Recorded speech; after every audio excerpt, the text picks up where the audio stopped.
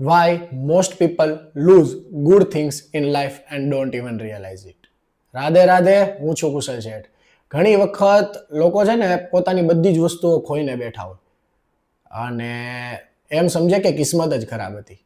પણ હકીકત શું છે એના વિશે આજે આપણે વાત કરશું. હકીકત એ છે કે લોકો ઈગોના ચક્કરમાં સાચા વ્યક્તિને ખોઈને બેઠે. લોકો કન્ફ્યુઝનના ચક્કરમાં સ્ટ્રોંગ વ્યક્તિને ખોઈને બેઠે.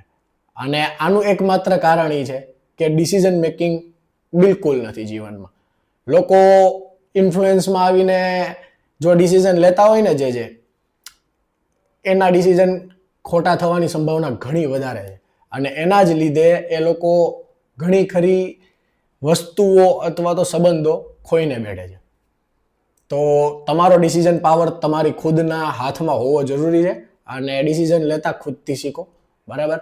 ઇન્ફ્લુઅન્સમાં આવીને ડિસિઝન લેવાથી તમારી માટે ફ્યુચરની અંદર પણ એક આધારરૂપ કોઈને કોઈ વ્યક્તિ બનતું જ રહેશે. આજ માટે એટલું જ. મળીએ આવતા વિડીયોમાં. ત્યાં સુધી ટાટા, બાય બાય.